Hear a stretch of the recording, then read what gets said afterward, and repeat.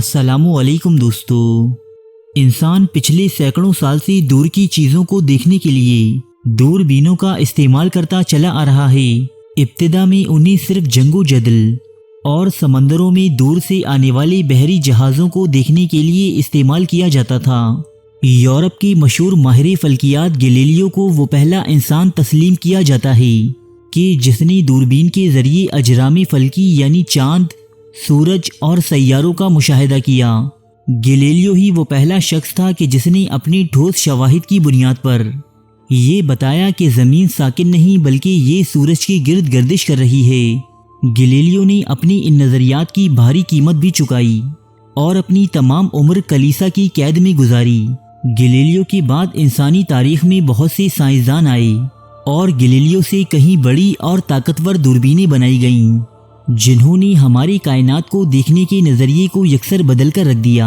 ان دوربینوں کے ذریعے ہم نے جانا کہ کائنات صرف ہماری نظام شمسی یا پھر ہماری کہکشاں ملکی وے تک ہی محدود نہیں، بلکہ یہاں تو اربوں کہکشائیں اور کھربوں ستارے ہیں جو وقت کے ساتھ ساتھ پھیلتے ہی جا رہے ہیں۔ البتہ انسانوں نے بھی یہاں ہار نہیں مانی، بلکہ وہ بھی گزرتے وقت کے ساتھ ساتھ مزید طاقتور اور جدید دوربینیں بناتا جا رہا ہے۔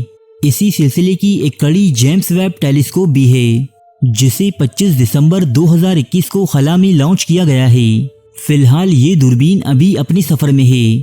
یہ زمین سے تقریباً 15 لاکھ کلومیٹر دور L2 نامی ایک خاص مقام پر جا کر اپنا کام شروع کرے گی جس میں کم و بیش 6 ماہ کا عرصہ لگ سکتا ہے۔ یہ انسانی تاریخ کا سب سے مہنگا ترین خلائی مشن ہے کیونکہ اس دوربین کی تیاری پر 10 ارب ڈالرز کی خطیر رقم خرچ ہو چکی ہے۔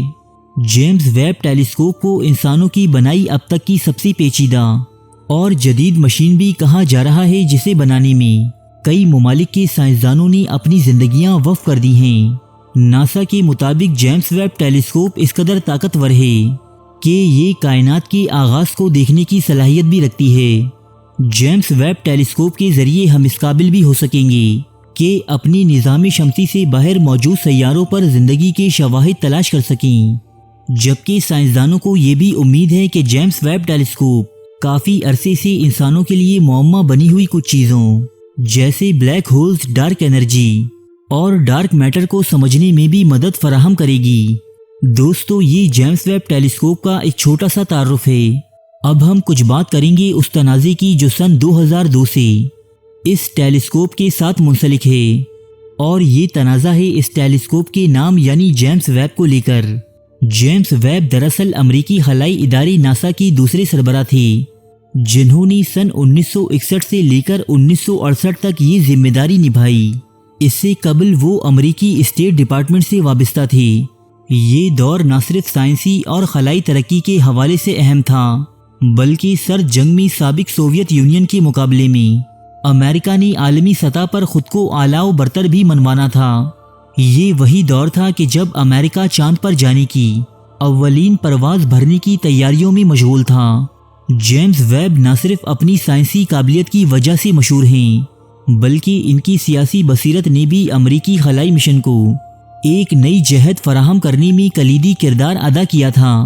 جیمز ویب کی انہی خدمات کے عوض سن 2002 میں اس وقت کے ناسا کے سربراہ شین او کافی نے یہ فیصلہ کیا کہ نیکسٹ جنریشن اسپیس ٹیلیسکوپ کا نام جیمز ویب اسپیس ٹیلیسکوپ رکھا جائے گا۔ مسٹر جیمز ویب کی یہ تمام خدمات اپنی جگہ، لیکن امریکہ میں ہی ایک طبقہ ایسا بھی ہے جو گزشتہ 19 سالوں سے اس عمل کی شدید مخالفت کرتا چلا آ رہا ہے۔ اس طبقے کا کہنا ہے کہ جیمز ویب نہ صرف ہم جنس پسندوں کے خلاف تھے بلکہ امریکی اسٹیٹ ڈپارٹمنٹ اور بعد ازاں ناسا میں اہم عہدوں پر تعینات رہنے کے دوران انہوں نے اس کمیونٹی کی حوصلہ شکنی کی اور انہیں سائیڈ لائن کر دیا۔ ان پر یہ الزام بھی ہے کہ جیمز ویب نے نہ صرف اس کمیونٹی کو تنہا کرنے کی کوشش کی بلکہ ہم جنس پرستی کا رجحان رکھنے والے قابل ترین افراد سے مواقع چھین کر انہیں ادارے سے بے دخل کر دیا گیا۔ اس معاملے پر امریکی خلائی ادارے ناسا کا کہنا ہے کہ 40، 50 اور 60 کی دہائیوں میں لگنے والے ان الزامات کے بعد جیمز ویب کی مکمل انکوائری کی گئی تھی جس سے معلوم ہوا تھا کہ جیمز ویب پر عائد کردہ الزامات درست نہیں تھے۔ لیکن ناسا کے اس بیان کے بعد بھی یہ تنازع حل نہیں ہو سکا۔ کچھ خاص حلقوں کے مطابق ناسا کا اپنے سب سے مہنگے ترین پروجیکٹ کا نام ایک ایسے شخص کے نام پر رکھنا جو ہم جنس پرستوں کے دشمن کی پہچان رکھتا ہو، اس کمیونٹی کو ایک غلط پیغام دینے کی مترادف ہے۔ البتہ سالوں سے چل رہے اس تنازع کے باوجود یہ پروجیکٹ اسی نام یعنی جیمس ویب ٹیلیسکوپ کے نام سے لانچ کر دیا گیا ہے۔ ہم دعا گو ہیں کہ ماہرین کی سالوں کی محنت رنگ لائے اور ہمیں قدرت کی پوشیدہ رازوں سے آگاہی نصیب ہو۔ ارے فرینڈز، ایک منٹ، آپ ایسے ہی جا رہے ہیں؟